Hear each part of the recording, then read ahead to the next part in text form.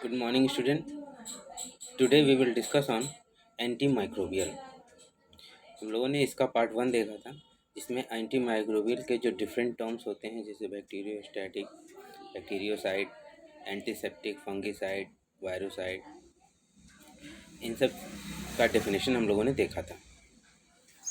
साथ ही साथ हम लोगों ने एंटीमाइक्रोबियल क्या, आइडियल एंटीमाइक्रोबियल क्या होते हैं और इनका मोड ऑफ एक्शन क्या होता है, जैसे ऑक्सीडेशन, हेलोजिनेशन, प्रोटीनेशन। तो इन सब चीज़ों के बारे में हम लोगों ने इसके पार्ट 1 वीडियो में देखा था। आज का जो वीडियो है इसमें हम लोग एंटीमाइक्रोबियल एजेंट्स, जो इम्पोर्टेंट एंटीमाइक्रोबियल एजेंट्स हैं, हम उनके ऊपर डिस्कस करेंगे। तो लेट्स स्टार्ट। एंटीमाइक्रोबियल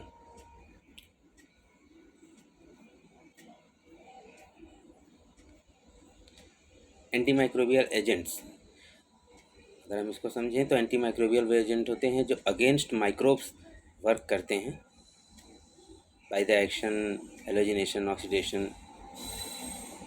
इसे हम एंटीमाइक्रोबियल कहते हैं। अब एंटीमाइक्रोबियल में जो सबसे ज़्यादा यूज़ होता है वो है आयोडीन। आयोडीन जिसका फार्मूला होता है I2।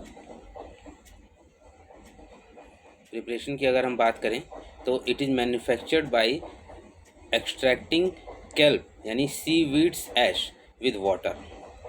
The solution is concentrated when the sulfate and chloride of sodium and potassium get crystallized out, leaving freely soluble sodium and potassium iodide in the mother liquor.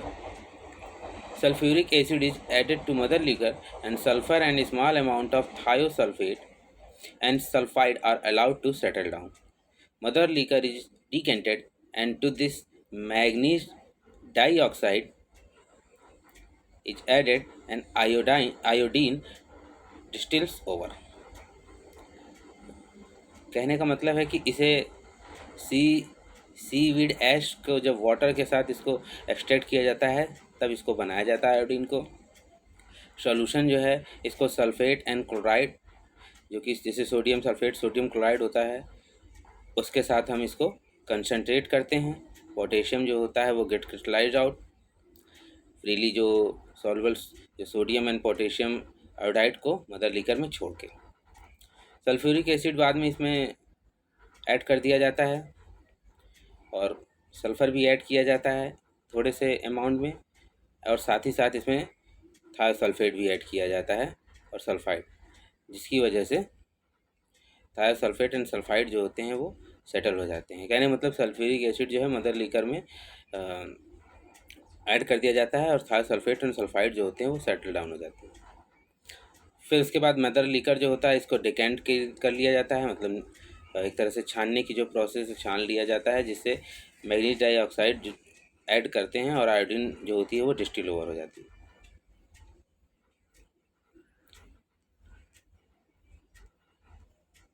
अगर हम iodine के various preparation की बात करें तो aqueous iodine solution, weak iodine solution, strong iodine solution, povidone iodine solution and tincture of iodine,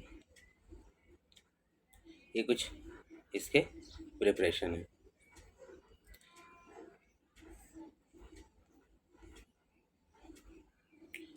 अब अगर हम एक्वस आयोडीन प्रिपरेशन की बात करें तो इसका सिनोनिम है लुगाल्ट सोल्यूशन।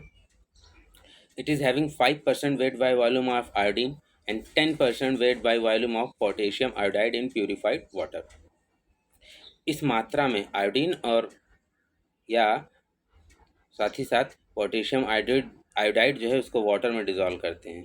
अगर इसको आप कंपोजिशन में देखेंगे तो iodine 50 gram, potassium iodide 100 gram and purified water 1000 ml, तब ये एक्वस आयोडीन प्रिपरेशन बनता है। वीक आयोडीन प्रिपरेशन की बात करें तो उसे टिनक्चर ऑफ आयोडीन के नाम से जानते हैं। It is having 2% wait by volume of iodine and 2.5% wait by volume of potassium iodide. इसका कंपोजिशन देखिए, iodine 20 gram, potassium iodide 25 gram and alcohol 50%, 100 ml। तो ये वीक आयोडीन प्रिपरेशन बन जाता है। इसके बाद है पाविडोन आयोडीन जो बहुत ज़्यादा यूज़ होता है। तो पाविडोन iodine is an aqueous solution of povidone iodine. It is a complex produced by the interaction between iodine and povidone polyvinyl pyrrolidine. The complex has 10% available iodine, इसमें 10% होता है आयोडीन। अगर इसके डिस्क्रिप्शन की बात करें तो complex occurs as yellowish brown amorphous powder and has characteristic odor, soluble in water and alcohol. The solution is transparent in nature, has reddish brown color and faint smell of iodine. Action and use की बात करें तो it is a powerful bactericidal used as disinfectant for skin wounds, mouth, effective in management of burns and cuts. Important advantage of this preparation over useful iodine preparation are its water solubility, non-irritation, less toxic and non-staining nature. It could be easily removed from skin and cuts by washing.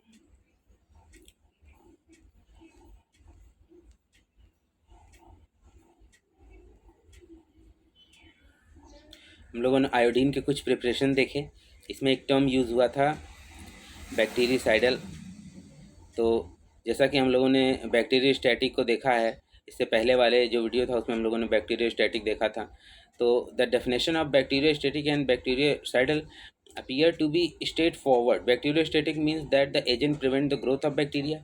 It keeps them in the stationary phase of growth, and bactericidal means that kills bacteria.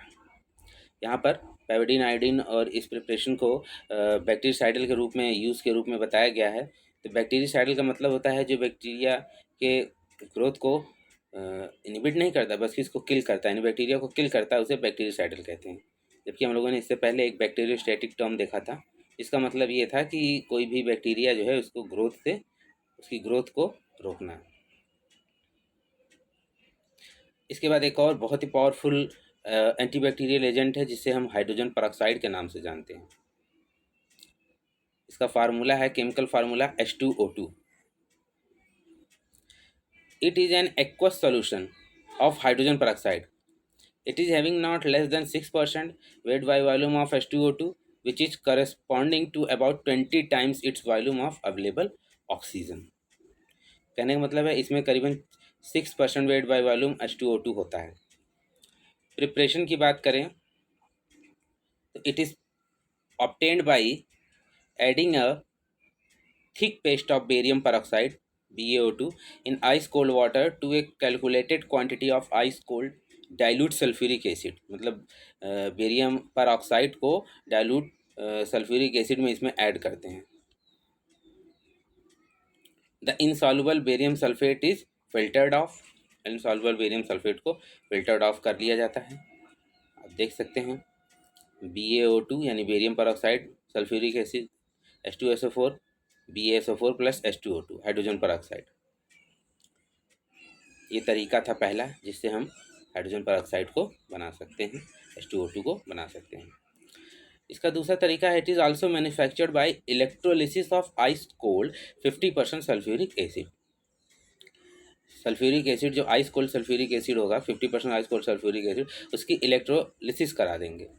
तो आप देख सकते हैं 2H2SO4 है, sulphuric acid है, इसको electrolysis कराने पर 2HSO4 प्लस 2H प्लस निकल जाएगा।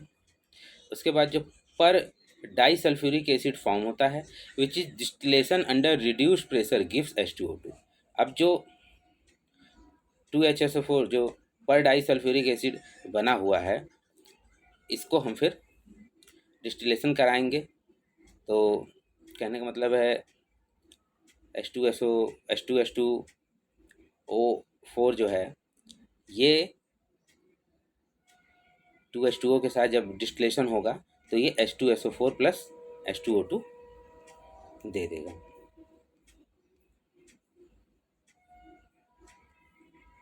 इसको प्रिपेयर करने का एक और तरीका है कि it is prepared by passing carbon dioxide through a suspension of barium peroxide in water, यानी BaO2। बेरियम परऑक्साइड जो वाटर है, बेरियम परऑक्साइड को वाटर और कार्बन डाइऑक्साइड इसके साथ जब पास कराते हैं तो H2O2 और बेरियम कार्बोनेट निकल जाता है। प्रॉपर्टीज़ अगर हम बात करें H2O2 की, तो it is colourless and odourless liquid having slightly acidic taste. It is a strong oxidising agent. The solution decomposes in contact with oxidizable matter or when made alkaline. ये कलरलेस होता है, odourless होता है, acidic test होता है, ये एक strong oxidising agent है. सॉल्यूशन जो होता है वो ऑक्सीडाइजेबल मैटर के साथ, और जब अल्कलाइन बनाया जाता है तो ये डिकम्पोज हो जाता है. 2H2O arrow 2H2O plus O2. The decomposition is promoted by catalyst like copper, ferrous and manganese. इसके प्रेजेंस में ये डिकम्पोजिशन जो होता है वो और तेज़ी से होता है. अगर हम इसके एसे की बात करें तो चूँकि H2O2 एक ऑक्सीडाइजिंग एजेंट है, तो इसके लिए एसिडिफाइड KMnO4 जो कि ऑक्सीडाइजिंग एजेंट के रूप में यूज़ होता है, उसके साथ हम इसका ऐसे करते हैं. These two oxidizing agents reduce one another with evolution of gases. Oxygen, hydrogen peroxide reduces KMnO4 solution and cause its discoloration. At in point, excess drop of KMnO4 gives pink color. ये दोनों एक दूसरे को oxidise करते हैं, इसीलिए इन दोनों को एक साथ यूज़ करके हम लोग ऐसे H2O2 के ऐसे करते हैं, क्योंकि जब ये न्यूट्रलाइज हो जाते हैं तो सोल्यूशन का कलर चला जाता है, यानी एक दूसरे को जब ये न्यूट्रलाइज कर देते हैं. लेकिन उसके बाहर एक भी बूंद अगर हम KMnO4 की डालते हैं तो वो पिंक कलर आता है, जो ये बता देता है कि अब सोल्यूशन जो है न्यूट्रलाइज हो चुका है और ये न्यूट्रलाइजेशन के ऊपर जा रहा है. KMnO4 जो है वो इसमें as a self indicator use कर होता है. अब देख सकते हैं स्ट्रक्चर में KMnO4 और KMnO4 जब इसका ऑक्सीडेशन हो चुका है और शुरुआत में ये कैसा है. यूज़ की बात कर लेते हैं इसके. सबसे पहला तो हम लोग देख ही रहे हैं कि it is a strong oxidising agent and it gives nascent oxygen, नवजात ऑक्सीजन ये देता है. It is use in cleaning cuts and wounds as it is antiseptic and germicide. ये एंटीसेप्टिक और जर्मीसाइड के रूप में यूज़ होता है. डिओड्रेंट के रूप में यूज़ होता है. Use in bleaching the hair bleaching, hair की ब्लीचिंग करने में यूज़ होता है. Effective antidote in phosphorus and cyanide poisoning, cyanide और फास्फोरस की पॉइजनिंग में ये इफेक्टिव एंटीडोट के रूप में भी वर्क करता है. स्टोरेज की बात करें तो it is stored in a light resistant container with a stopper made of glass और plastic resistance to hydrogen peroxide. यानी इसको हम ग्लास कंटेनर जो कि लाइट रेजिस्टेंट हो उसमें इसको स्टोर करते हैं.